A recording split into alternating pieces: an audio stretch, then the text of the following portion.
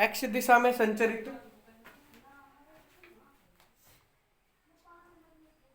समतल जावक्रीय विद्युत चुम्बकीय तरंगों के ई सदिश का अधिकतम मान किसी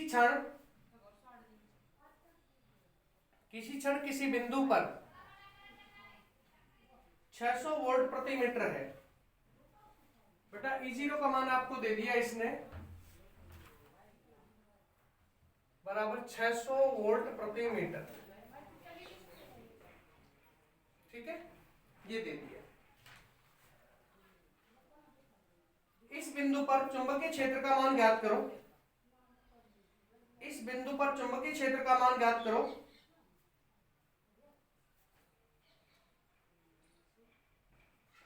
इस बिंदु पर चुंबकीय क्षेत्र का मान ज्ञात करो जबकि प्रकाश का वेग 3 गुणा 10⁸ मीटर प्रति सेकंड दे रहा है। सी बराबर दे रखा है बेटा आपको 3 गुणा 10⁸ मीटर प्रति सेकंड और अपने को B0 ज्ञात करना है। अब ये बताओ आप इसमें कौन सा फॉर्मूला यूज करोगे जिसमें सी भी अपना यूज हो। नहीं है सूत्र ये है बेटा, ये तो सूत्र तो है म्यू वाला है। म्यू वाले को कर सकते हो आप, इसमें और तो किसको करोगे।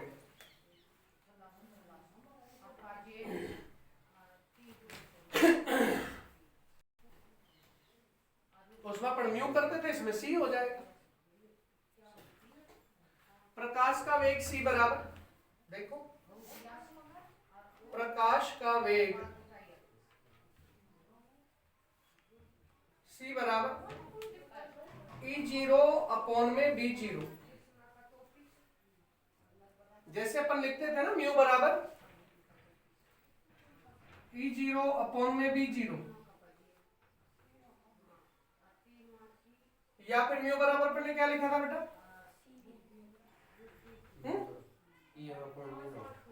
EM अपॉन में E0। ये सारे के सारे एक ही उसके चट्टे बट्टे, ये भी ठीक है ना। जिस रूप में जहां अपने को यूज करना हो वहां अपन उसको यूज कर लेते हैं। अपने को B0 कैलकुलेट करना है तो C को तो इसकी जगह पे दे दो और B0 को पर ले जाओ क्योंकि वज्र गुणा हो रहा है इनका। B0 बराबर E0 अपॉन में C, मान रख दो सिंपल वे में 600 बटे 3 गुणा 10⁻, काट पीट दो हो जाएगा अपना 200 गुणा 10⁻⁻8 बेटा, क्योंकि ऊपर गया है ये नीचे से, तो फिर 2 गुणा 10⁻6। इसका मात्रक बता दो बेटा माइनस का 6, इसका मात्रक बता दो बेटा। बी का मात्रक क्या होगा। अरे वेबर प्रति मीटर स्क्वायर हो गया बेटा, टेस्ला होगा, एक ही बात है। वेबर प्रति मीटर स्क्वायर या टेस्ला लिख दो इसे फटाक से। कुछ भी नहीं है इसके न्यूमेरिकल्स में, छोटे छोटे न्यूमेरिकल्स में दो तीन तो न्यूमेरिकल हैं सारे इसमें। इसको बता देता हूं क्योंकि अपने को लिखना नहीं। लिख दो फटाक से इसे, इससे दूसरा क्वेश्चन कराएं आपको।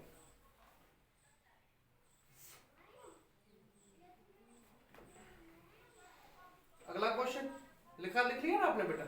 अगला क्वेश्चन लिखो। एक दूरदर्शन मीनार की ऊंचाई 75 मीटर है। एक दूरदर्शन मीनार की ऊंचाई 75 मीटर है। किस क्षेत्रफल में यह दूरदर्शन संचरण कर सकता है।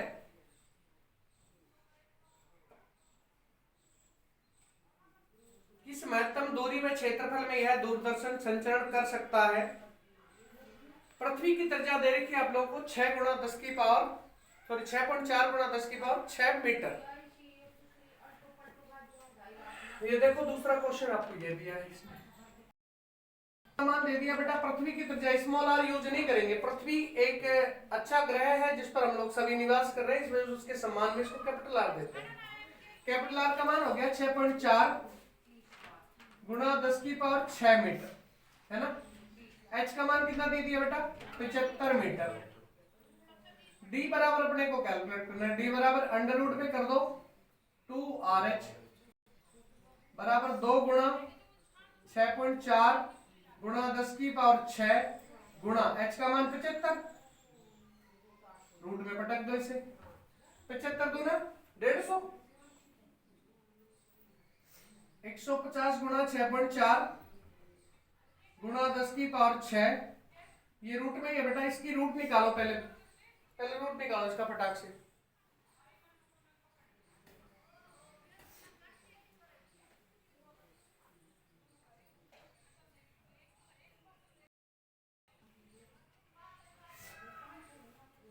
इसका मान मिल जाएगा आपको 30.98, 30.98 गुणा 10 की पावर 3 मीटर।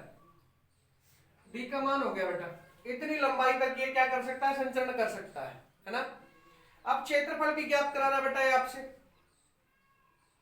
क्षेत्रफल के लिए कौन सा सूत्र यूज करोगे, आपने डी का मान कैलकुलेट कर लिया तो डी का मान रखने की आवश्यकता नहीं है। ए बराबर क्या आ जाएगा, पाई डी स्क्वायर हो जाएगा। क्षेत्रफल क्या हो जाएगा,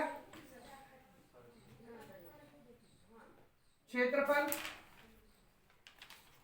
ए बराबर पाई डी स्क्वायर, मतलब 3.14 गुणा 30.98 गुणा 30.98 गुणा 10 की पावर 6 हो जाएगा। इसको गुणा करो, मान बताओ फटाक से मेरे को। इसका मान, इसकी कैलकुलेशन करो फटाक से, मान बताओ मेरे को जल्दी से।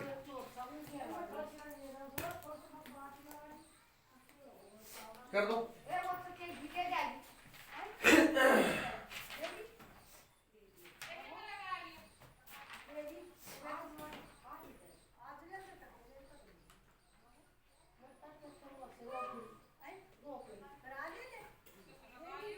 इसका मान रख दो बेटा, इसका मान आएगा 3014.4 गुणा 10 की पावर, 10 की पावर कितनी बेटा बताओ, है जी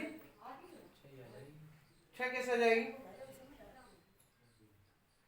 कितनी आएगी, 10 की पावर 3 आएगी भाई। इनके दशमलव नहीं हटाएगा क्या, 6 4 दशमलव रहे, सॉरी 1 2 3 4 5 6, 10 की पावर 3 मीटर स्क्वायर, या फिर कर देंगे, या फिर किलोमीटर स्क्वायर कर दो यार सीधा, हटाओ इसको हटा दो, 30.14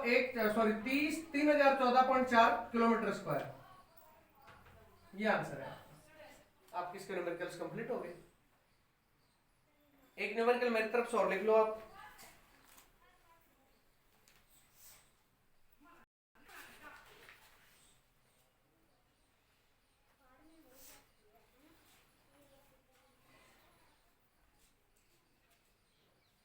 निर्वात में 4 गुणा 10 की पावर 9 हर्ट्ज आवृत्ति की, निर्वात में 4 गुणा 10 की पावर 9 हर्ट्ज आवृत्ति की विद्युत चुंबकीय तरंगों की तरंग दैर्ध्य ज्ञात कीजिए। निर्वात में 4 गुणा 10 की पावर 9 हर्ट्ज आवृत्ति की विद्युत चुंबकीय तरंग की तरंग दैर्ध्य ज्ञात कीजिए तथा इसके दो उपयोग भी लिखिए, तथा इसके दो उपयोग भी लिखिए। ये क्वेश्चन है आपका, ये एक्स्ट्रा क्वेश्चन है बेटा, इसके आने के चांसेस है थोड़े से, इस वजह से मैं इसको करा देता हूं आपको। ये कर लिया ना बेटा, क्या भाई, ठीक है।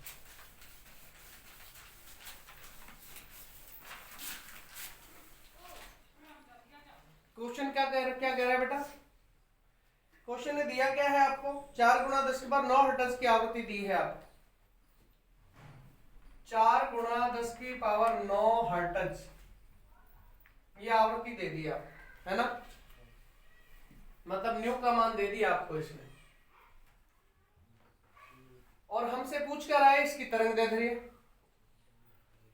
तो लैम्डा बराबर क्या होगा बता दो, है भाई? अरे न्यू बराबर सी अपॉन लैम्डा होता है यार भाई। न्यू बराबर आपने पढ़ा है सी अपॉन लैम्डा, तो लैम्डा बराबर क्या हो जाएगा? सी अपॉन न्यू। अरे उल्टा पटकना हमने, और क्या करना है? सी का मान तुमको बताने की आवश्यकता है नहीं, 3 गुणा 10 पर 8 मीटर प्रति सेकंड होता ही है। तो 3 गुणा 10 की पावर 8 बटे 4 गुणा 10 की पावर 9। अब इसको काट पीट फटाक से मान बता दो क्या होगा।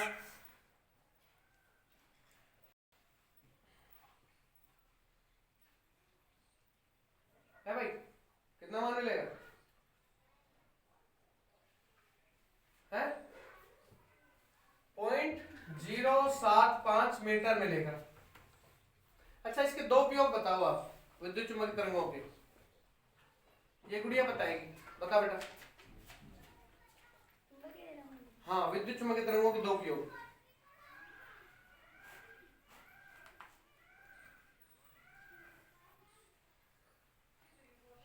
ओवन देखा है? ओवन, माइक्रोवेव ओवन में होता है एक तो इसका यूज, और एक रडार प्रणाली में इसका यूज होता है। लिख दो,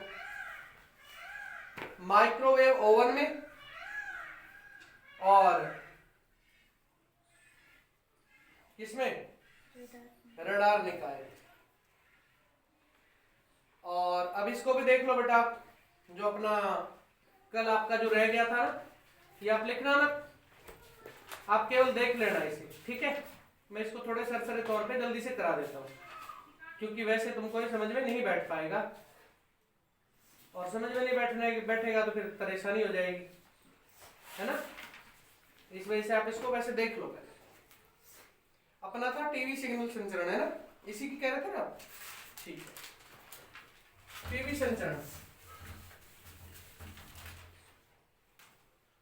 ये है अपना पॉइंट, टीवी संचरण।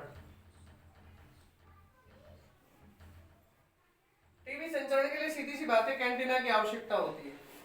आप भी ध्यान से देखना बेटा। ये मान लो कि अपने पास कोई एंटीना हो गया, ओके? इसको थोड़ा छोटा ही कर लेता हूं, ज्यादा बड़ा हो जाएगा नहीं तो। ये दो बिंदु हो गए, एक तो ये R1 और ये R2, ये हो गया। ये R1 R2 मैंने वो बिंदु अंकित किए हैं जहां तक ये टीवी का जो टावर है ये संचरण कर सकता है, मतलब जहां तक ये सूचनाओं को भेज सकता है, वो है ये। यहां से बेटा इस पर काल्पनिक लंब डाल दो और एक लंब आप इसका यहां से डाल दो, मिल गया। पृथ्वी है अपनी, पृथ्वी की त्रिज्या हम बता देते हैं, ये मान लो कि O बिंदु है, ये मान लो कि आपका O' बिंदु है। अब भाई ये तो है नहीं, पृथ्वी बिल्कुल समतल है, कहीं पे पहाड़ है तो कहीं पे गड्ढे भी हैं, तो इसके लिए अपन क्या करते हैं, इसमें थोड़ा सा वो बना देते हैं इस प्रकार का। ये मान लो कि अपना हो जाएगा बिंदु P।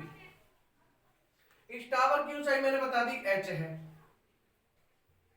ठीक है?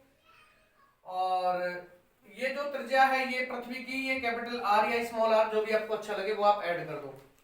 ये O' इसका मान भी D है और इधर इसका मान भी D है बेटा, ठीक है? मैं लिखाऊंगा नहीं, आपको सीधा सिंपल बताऊंगा। तो बेटा अपने पास एक त्रिभुज है, ये O, ये O', ये P, इसको Q नाम दे दो।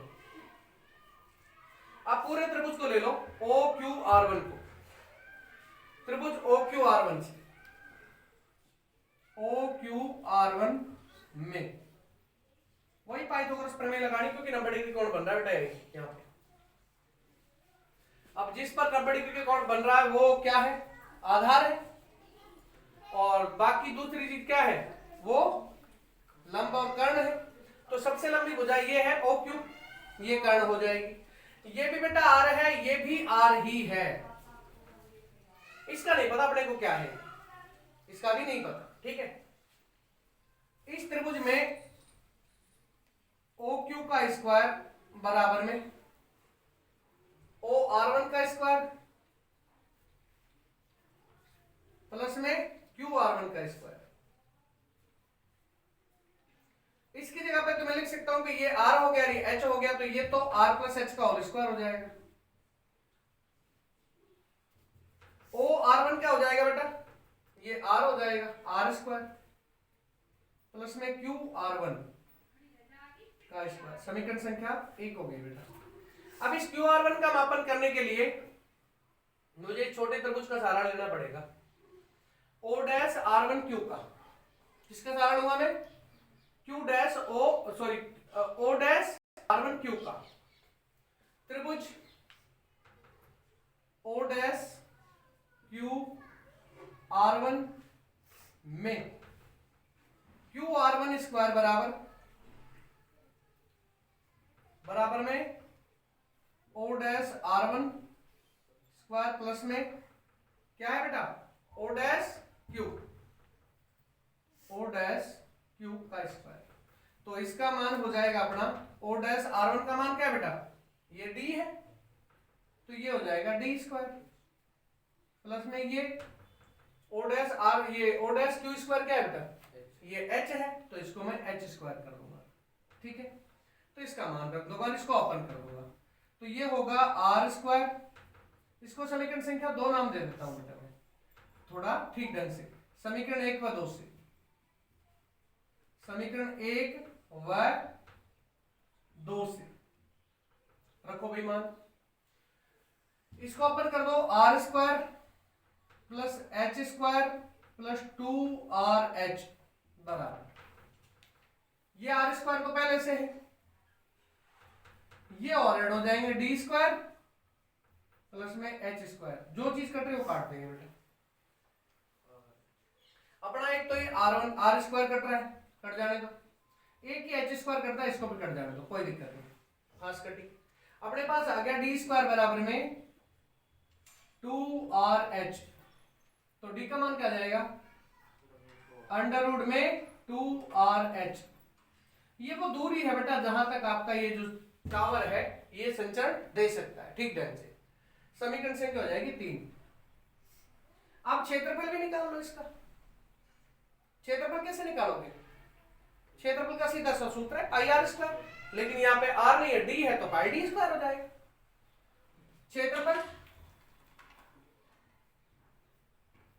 क्षेत्रफल जहां तक संचरण संभव है, संचरण संभव है, ए बराबर पाई डी स्क्वायर, समीकरण हो जाएगी 4। समीकरण 3 से समीकरण 4 में मान रख दो, समीकरण 3 तथा 4 से रख दो मान, ए बराबर क्या होगा, पाई गुणा बेटा डी स्क्वायर है यहाँ पे, तो इस पर से रूट हट जाएगा 2RH, तो ए बराबर क्या हो जाएगा 2 पाई RH। बस इस क्षेत्रफल तक ये संचरण कर पाएगा और ये समीकरण संख्या 5 हो जाएगी।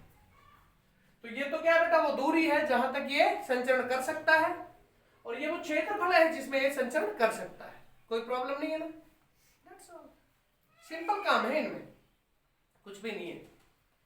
और ये यूनिट आपका 4 है, 4 नंबर में से आप ये कंफर्म मान लेना कि एक क्वेश्चन तो इसमें से आना ही आना है, ये कंफर्म है, क्योंकि विस्थापन धारा आपकी हटा दी है सिलेबस में से। विस्थापन धारा का विकल्प था इसकी जगह पे, वो हटा दी, तो विकल्प बचा ही नहीं बोर्ड के पास, तो यही देगा है? हाँ, विस्थापन धारा हटा दी बेटा, तो अपने पास अब यही विकल्प बच रहा है। ठीक है, तो आप इसको अच्छी प्रकार से तैयार कर लेना।